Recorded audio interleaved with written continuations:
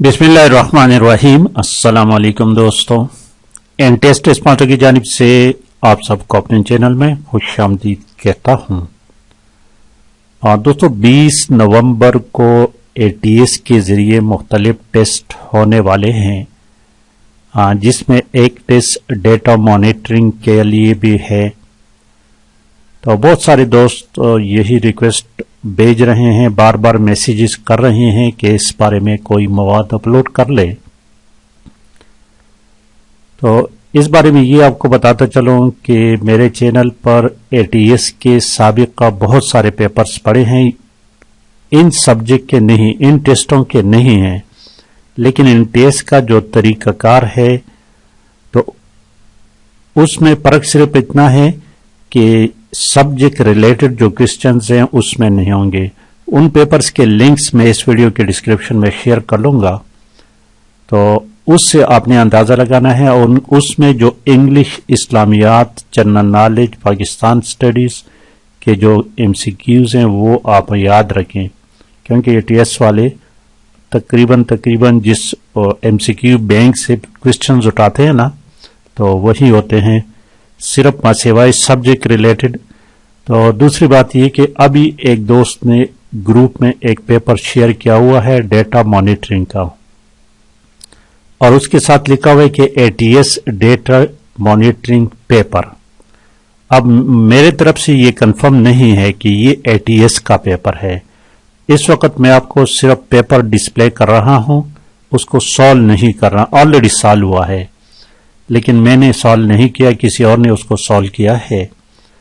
तो आप दोस्त उस पेपर को थोड़ा सा चेक कर लें।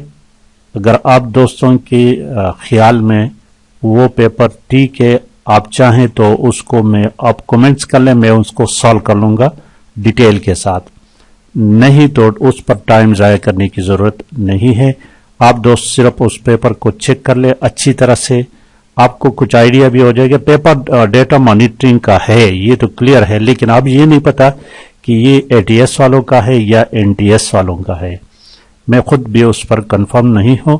ये एक दोस्त ने सेंड किया हुआ है, उसी के मुताबिक उसने उसके साथ लिखा हुआ है कि एटीएस डेटा मॉनिटरिंग पेपर।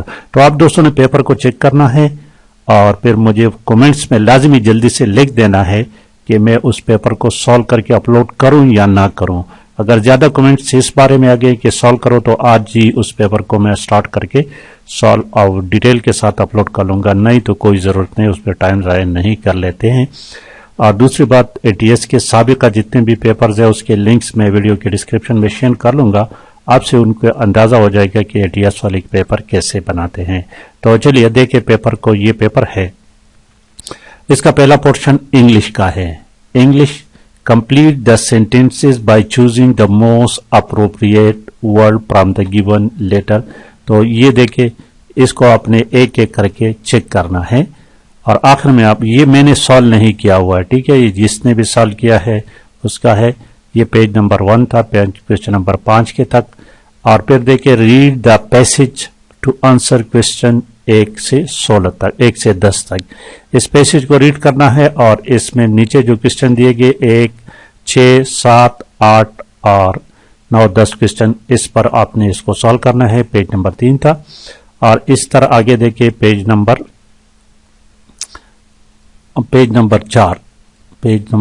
4 है, 9, 10 ये क्वेश्चन, ये 4-5 क्वेश्चन जो थे वो उसी पैराग्राफ पर बेस करते हैं। नेक्स्ट आगे देखिए, लॉजिकल रीजनिंग, ये देखिए, ये भी सिलेबस में शामिल है। 11 से 14 ये इस तरह के क्वेश्चन काफी मुश्किल होते हैं।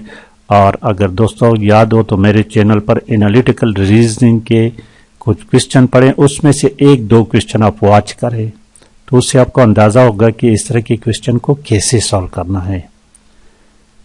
एक क्वेश्चन तो लाजिमी, 1 या 2 क्वेश्चन, ज्यादा ना देखें, उसमें से ज्यादा मत वॉच करें, क्योंकि काफी लेंथी सीरीज है।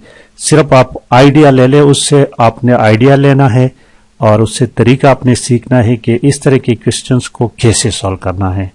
तो उसका एक वीडियो का लिंक भी उसमें मैं शेयर करूंगा, एनालिटिकल रीजनिंग। बाकी अगर आप चाहें तो आप वहां से फिर मजीद वॉच कर लें, मुझे रिक्वेस्ट भेजें, मैं तमाम के लिंक्स आपको सेंड कर दूंगा। ये देखिए, ठीक है। और अगर आप चाहें तो इस क्वेश्चन को भी मैं सॉल्व कर लूंगा। ये हो गया पेज नंबर 5।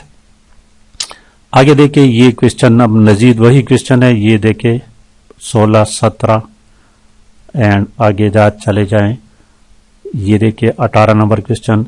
ये मजीद ये तमाम के तमाम लॉजिकल रीजनिंग की क्वेश्चन। ये क्वेश्चन सबसे मुश्किल क्वेश्चन ये होते हैं पेपर में। अगर किसी दोस्त ने इन क्वेश्चन को अच्छी तरह से अटेम्प्ट कर लिया, करेक्ट ऑप्शन दे दिए, तो वो कैंडिडेट कामयाब रहेगा। ये देखिए 20 तक ये क्वेश्चन है, ठीक है। आगे देखिए नेक्स्ट क्वेश्चन आई के अंक के क्वेश्चन है। ये क्वेश्चन भी काफी लॉजिकल होते हैं, लेकिन ये निस्बतन अगर किसी का कॉन्सेप्ट क्लियर है ना इस बारे में थोड़ा सा आपका कॉन्सेप्ट क्लियर होना चाहिए। बाकी इस तरह के क्वेश्चन बहुत जल्दी हल हो जाते हैं, बहुत ही जल्दी हल हो जाते हैं, लेकिन उसके लिए आपका कॉन्सेप्ट क्लियर होना चाहिए आई के अंक क्वेश्चन के। तो ये 31, 32, 33, 34, 35, 36 ये तमाम क्वेश्चन आई के अंक के हैं। 37, 38, 39, 40 और 41, 42 ये क्वेश्चन आई के अंक के हैं। इस तरह 43, 44 भी है, 45, 46, 47, 48 क्वेश्चन एंड 49, 50। नेक्स्ट देखिए क्या है। ये देखिए सब्जेक्ट रिलेटेड है। ये दिस इज सब्जेक्ट रिलेटेड है। 51, 52, 53, 54। ये देखिए डेटा मैनेजमेंट अप्लाइज टू, ये डेटा मैनेजमेंट के बारे में सारे क्वेश्चन है। Data good data management enable all the floor except ये। आगे देखिए ये 57 से लेकर 58, 59, 60, 61, 62 एंड 63, 64, 65, 66, 67, ये 68, 69।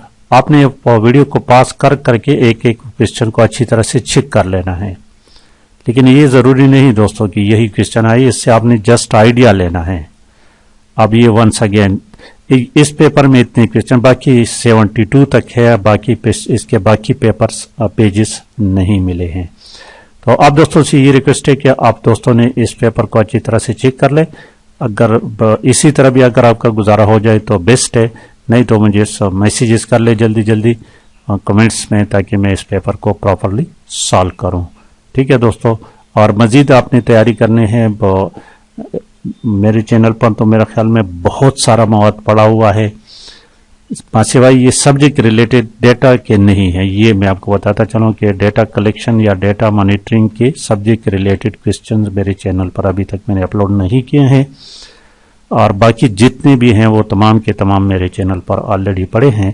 तो वीडियो को लाइक भी आपने करना है और अपने दोस्तों के साथ शेयर भी करना है।